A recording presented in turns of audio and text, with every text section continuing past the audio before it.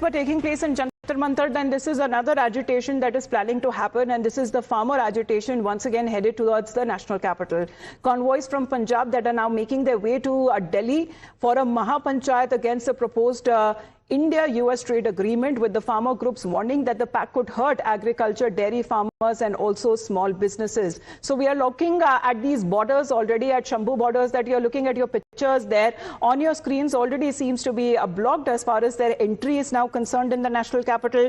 And let's connect with Manoj on this. Manoj, कई बड़ी तादाद में अब जो किसान हैं उनका भी आंदोलन फिर से शुरू हो रहा है।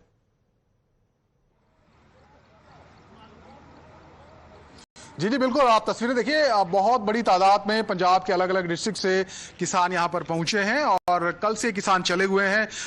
फतेहगढ़ साहिब डिस्ट्रिक्ट में रुके हुए थे, इनका स्टे था, और वहां से अभी कुछ देर पहले ही ये किसान पहुंचे हैं। आप सामने तस्वीरों में देखेंगे, हाथों में झंडे हैं अलग अलग संगठनों के, और तमाम किसान इस वक्त शंभू बॉर्डर पर रुके हुए हैं, इंतजार कर रहे हैं बड़े नेताओं के आदेश का कि आगे क्या करना है, क्योंकि आगे रास्ता बंद है।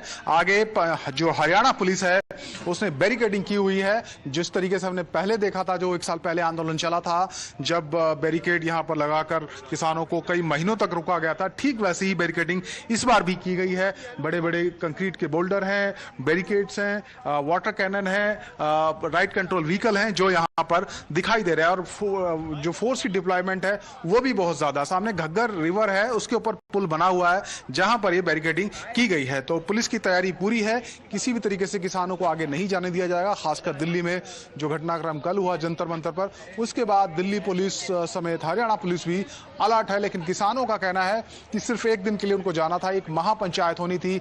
अमेरिका के साथ जो ट्रेड डील हो रही है इसके विरोध में किसान उतरे हैं और चर्चा करनी थी, लेकिन उनको आगे नहीं जाने दिया जा रहा है। फिलहाल स्ट्रैटेजी तैयार की जा रही है, आगे क्या करना है, आगे बढ़ना है या यहीं पर रुकना है। जी तो डिप्लॉयमेंट के बारे में जरा बताइए, अगर आप तस्वीरों की तरह हमें समझा सके तो, कि पुलिस के तरफ से जो बॉर्डर्स है ताकि ये पार ना कर पाए, तो डिप्लॉयमेंट किस तरह से की गई है अगर दिल्ली हरियाणा बॉर्डर की बात की जाए तो? जी जी जी जी बिल्कुल, जी जी बिल्कुल बिल्कुल। देखिए, ये सामने बॉर्डर है पंजाब और हरियाणा का, जिसे शंभू बॉर्डर कहा जाता है, और यहीं पर अक्सर हमने देखा था कई बार क्लैश हुआ था किसानों और पुलिस के बीच में। एक बार फिर से हरियाणा पुलिस सामने है, और सामने आप देखिए बैरिकेडिंग की गई है। बड़े बड़े जो बैरिकेड हैं वो रखे गए हैं, उनको चैन से बांधा गया। जो ये रास्ता है ये जाता है सीधा अमृतसर से दिल्ली नेशनल हाईवे है, तो इसको भी ब्लॉक किया गया है। और दूसरा जो रास्ता है दाहिनी तरफ जो दिल्ली से अमृतसर की तरफ आता है, उसको भी ब्लॉक किया गया, यानी कि सील है पूरी तरीके से highway.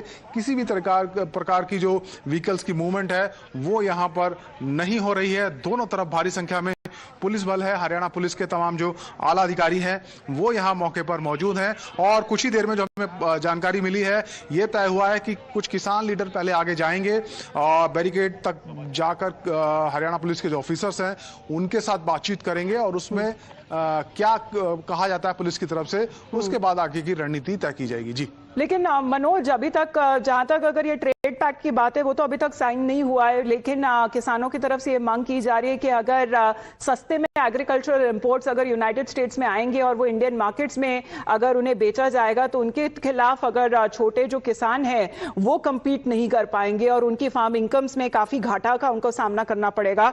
That seems to be the reason as far as what they are now leading with this agitation against the US India trade deal. Manoj, आपका फिलहाल बहुत बहुत धन्यवाद हमारे साथ जुड़ने के लिए।